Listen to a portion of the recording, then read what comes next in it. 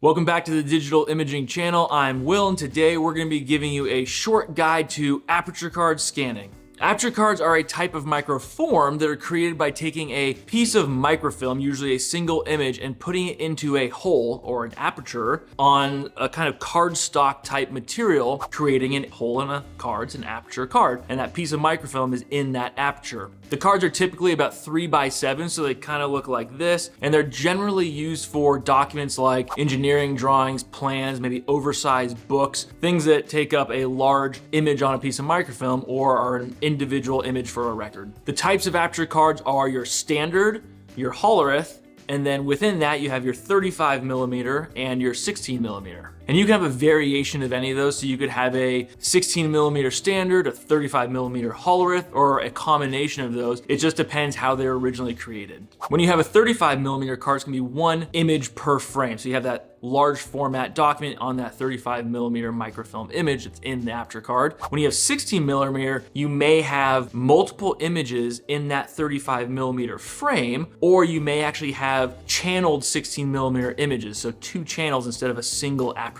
One of the most common questions we get about aperture cards is how many do I have? And if you have a couple dozen, a couple hundred, you may actually count them out individually, but when you get into a couple hundred or thousands, tens, hundreds of thousands, you're not gonna count those individually. So the quickest method to figure out how many aperture cards you have is to do the pinch and inch method. So what that means is if you have your aperture cards, let's say you have a couple cabinets full, pull out a drawer, and however they're organized, they're probably kind of stacked together in a nice way. Just lay a ruler out on top of those cards, figure out an inch, so just pull out an inch of cards and count them. You're probably gonna find you have somewhere between 80 to 100, maybe 120 cards. Let's just use 100 per inch as an example. You figure out how many inches you have in the rest of the collection. So let's say you have 10 feet of drawers worth of aperture cards. 10 feet times 12 inches, you have 120 inches of aperture cards, times 100 per inch would be about 12,000 cards. Another very common question we get asked is, how much does it cost? And the ballpark is somewhere between 25 to 75 cents. It's just a rough range. It's a good place to start depending on what you have. There are many factors that go into the cost of your project, but you can at least figure somewhere in that 25 to 75 cent range per card is gonna be where you're at. Some of those factors are, of course, the number of cards. How many do you have? Because the more you have, you may get a lower per unit price, a per card price, compared to if you have, let's say, 300 cards and 50,000 cards.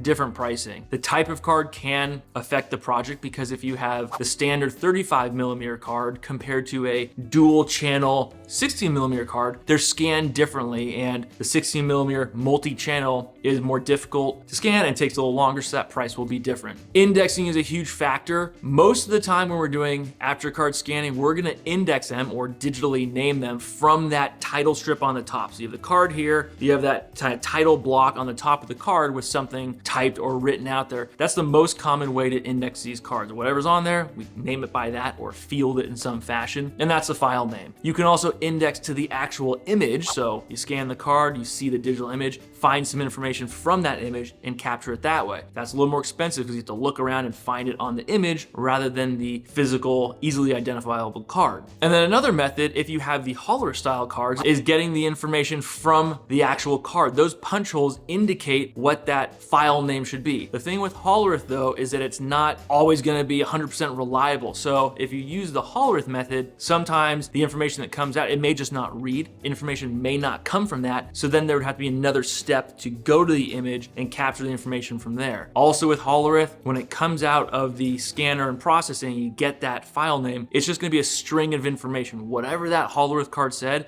that's what comes out. So you still may need another step of fielding or kind of organizing a little better. Now for the aperture card scanning process, companies like ours have their own method. I'm not gonna go over every step, but if you work with us with BMI and we work on your project, there are a couple general steps that we apply to every project. And the first step in that process would be our milestone 1 proof of concept process. What that means is, let's say you have 100,000 cards as part of your project. We're not just gonna agree to on the scope of work, give that to our project team and they just go off and do all 100,000 100,000 cards and say, great, we're done. What we're gonna do is create your unique scope of work, your process flow, and then run a small batch of cards through the process flow to make sure we're doing it properly and how you want to receive it, that we find maybe some anomalies in the cards or any issues that may pop up. And we get that small batch through the process and we get your approval before moving on with the rest of the project. That mitigates any chance of you not getting what you thought you were getting, or us receiving materials and starting the process when it wasn't as described, or any sort of issues that may pop up can typically be found in the M1 process. So that's the first step. We're gonna go through them, do a little bit of prep, and get them ready for scanning. Once we get to that scan process, that's what it is. That's the reason you're doing this. You're scanning your cards to get those digital images. After scanning, there may be some what we call post-scan image processing that will involve QA and QC, so quality checking. There may be OCR, text search applied to your digital images, possibly. There may be additional indexing or more detailed indexing than just a standard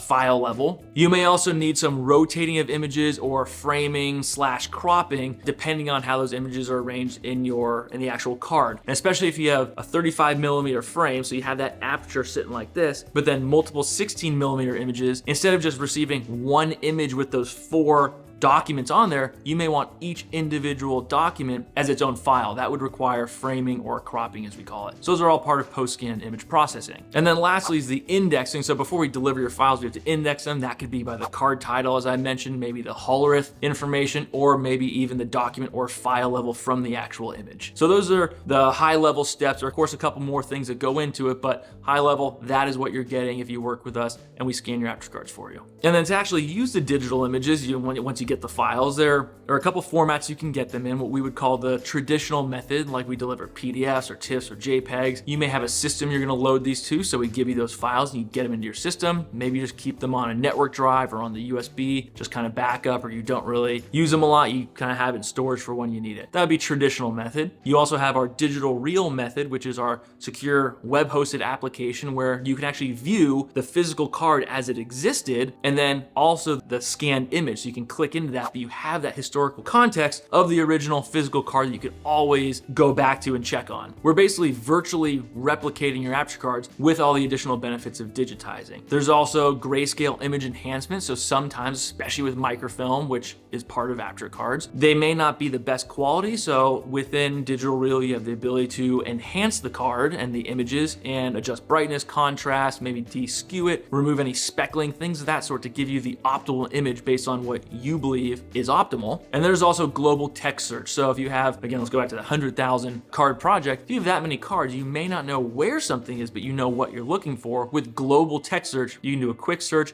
and find that record very quickly, even if it's not indexed. You might find it through that text search. And then another reason you could use Digital Reel is for backup disaster recovery. Even if you have your own system, having a backup is something you may want, or even an augment to your system. So you may have a primary system to access the files, but if there's an issue with an image because of just the quality of it from the original file, you may want to go back to Digital Reel as that backup, adjust the image, and use the new optimized version. And that's it, your short guide to Aperture card scanning. I'm Will. This is the Digital Imaging channel. Make sure you subscribe to keep getting videos like this. Thank you for watching, and see you next time.